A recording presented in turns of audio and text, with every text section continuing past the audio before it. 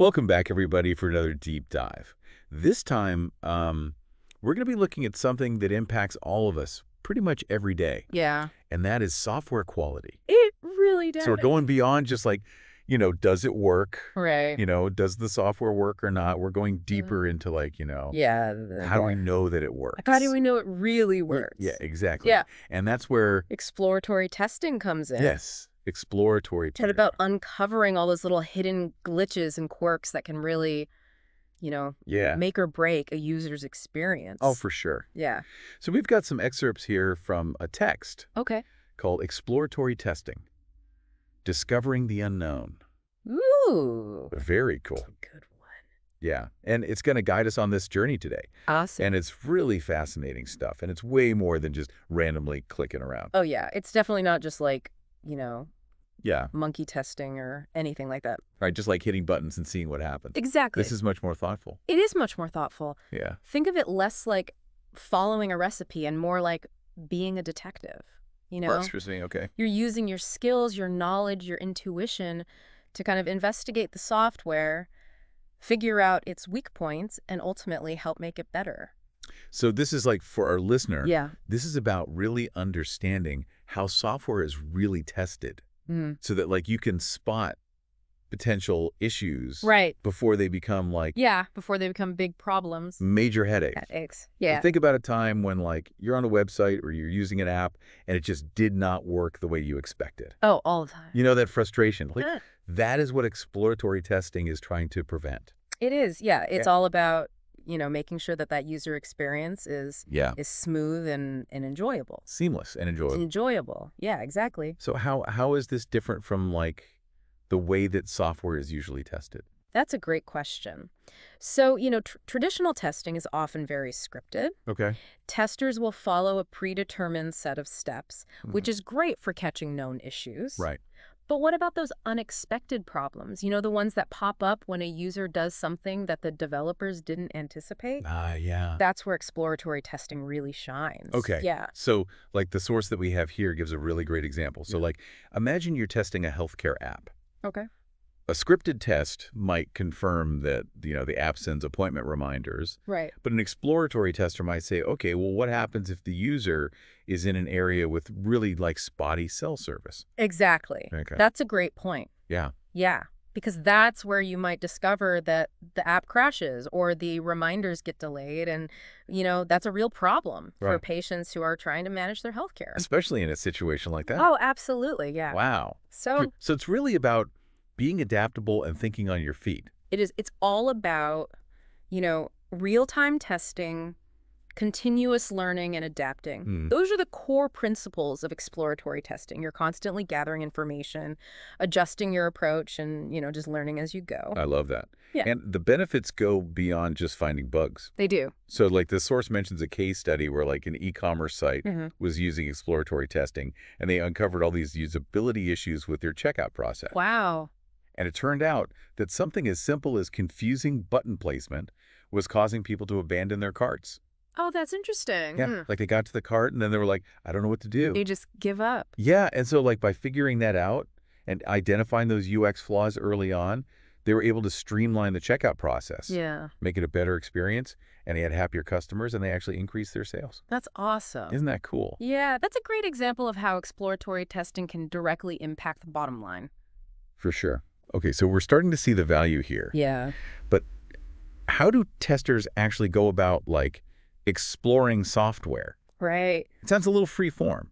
It is a bit freeform. Yeah. But there are techniques that provide structure and guidance. Okay. Think of them as tools in a tester's toolbox. I like that. Yeah. Okay. So one example is session-based testing. Okay. Session-based testing. Yeah. Okay, but you tell me a little more about that. Like what makes that so special? Well, it's all about focused exploration, Okay. So imagine you have like a specific feature you want to test, like maybe a new messaging system in a social media app. Okay. You set a time limit, like say an hour, and during that session, you just dive deep into that feature, explore different scenarios, different user flows. So it's like you're setting a timer and you're saying, okay, for the next hour, I'm going to be like a power user to this messaging system and just see what I can find. Yeah, just see what you can find. You're trying different combinations of actions, pushing the limits of the software, and documenting everything you observe. Oh, wow.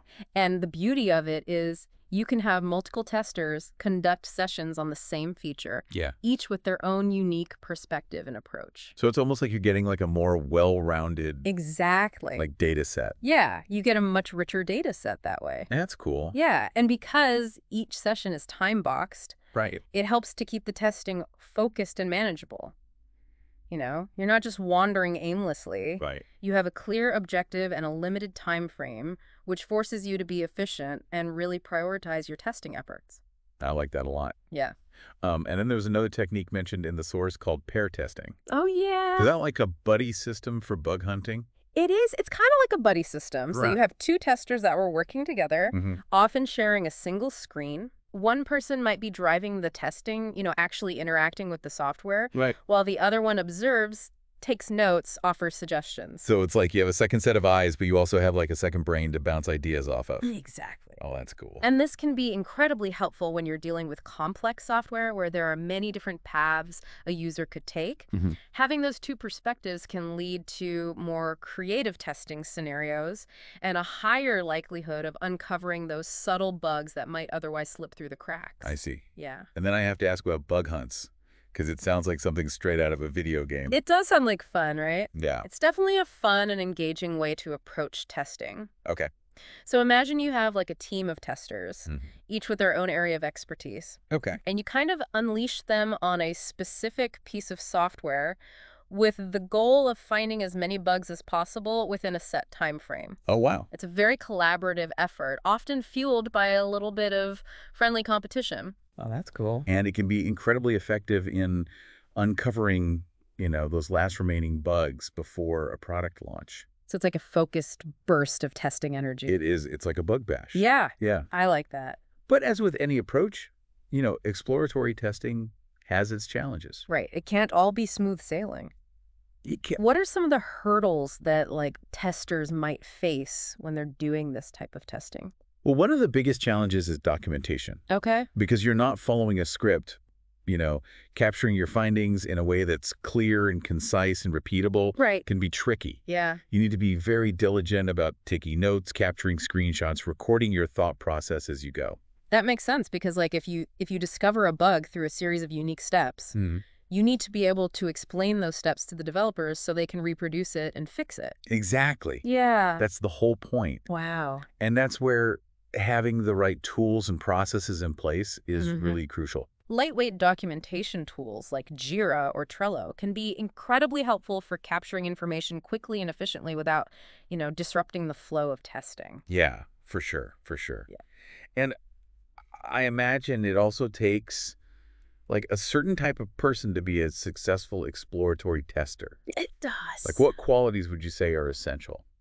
Well, you need someone who's naturally curious, Okay. has a keen eye for detail, and isn't afraid to think outside the box, Yeah. It's not just about following instructions. Mm. It's about asking what if and exploring those less obvious paths. So a little bit of a detective mindset. Absolutely. A good exploratory tester is always asking questions, challenging assumptions, and looking for ways to break the software, Yeah. all in the name of making it better. Right, of course. Yeah. So we've talked about the techniques, the challenges, the mindset, Yeah. but let's bring it back around to why this all matters for our listener. Right. So understanding how software is tested, especially in this exploratory way, can really empower you as a user. Right. It can help you be more discerning when you're using software, more insightful when you're providing feedback, and ultimately more confident that the technology that you're using is reliable and user-friendly. So it's about being like a more informed and empowered user and Yeah. not just kind of passively accepting Exactly. whatever software throws our way. Yeah, take control. Yeah, I like that. Yeah. But what does the future hold for exploratory testing? Oh, that's a good question. It seems like technology is always evolving. Yeah, Software is becoming more complex every day. it really is. How does that impact the world of exploratory testing? Oh, that's a great question. And it's definitely something that's at the forefront of a lot of discussions Yeah. in the software testing community. As software becomes more intricate, the potential for hidden bugs and unexpected user interactions, Right. it increases like exponentially. So exploratory testing becomes even more crucial. Absolutely. Yeah. It's no longer enough to just test what we know. Right. We have to be proactive in uncovering the unknown. And that's where the adaptability and that critical thinking, those skills of exploratory testers really become so essential. And then like the source material even touches on like the role of AI Oh, yeah. and machine learning in the future of software testing. Yeah. I have to admit, that sounds a little sci-fi to me. It does sound a bit futuristic, but it's closer than you think. Really? Yeah. Imagine like AI-powered tools that can analyze massive amounts of user data, Okay. identify patterns, and actually like predict potential areas where bugs might be lurking. So the AI could like assist human testers and like make them even more effective. Exactly. It's not about replacing human intuition and expertise. Wait, It's about augmenting it, okay. providing testers with more data, more insights, and ultimately more power to uncover those hidden issues. Wow, that is fascinating. Yeah, it's pretty cool. So it seems like exploratory testing is like evolving right alongside the technology that it's designed to test. It has to. It has to evolve to keep up. Because as software becomes even more integrated into our lives, from healthcare to finance to transportation, Right. the consequences of bugs just become more significant. Sure. So exploratory testing plays a really crucial role in mitigating those risks and ensuring that the software that we all rely on every day is robust, reliable, and safe. This deep dive has really like opened my eyes to the world of exploratory testing. I'm glad to hear that. It's so clear Yeah. that it's not just about finding bugs, it's about making sure that like software really works the way it's supposed to for everybody. That's it. That's the goal. Yeah. And it's a field that's constantly evolving, which makes it both challenging and incredibly rewarding. Yeah. Who knows what new techniques and tools will emerge in the years to come? That's exciting. It is. Well, if you're interested in learning more about exploratory testing, there are a ton of resources available online. Yeah. There's articles, blog posts, online courses, communities. All sorts of stuff. All sorts of stuff. It's a fascinating field, and I think understanding it can really empower you as a user. It can. And, maybe even spark an interest in a new career path for you. That's true. Yeah. Well, it's been a pleasure exploring this topic with you. It has been. Hopefully our listener has found it as insightful as we have. Me too. Yeah.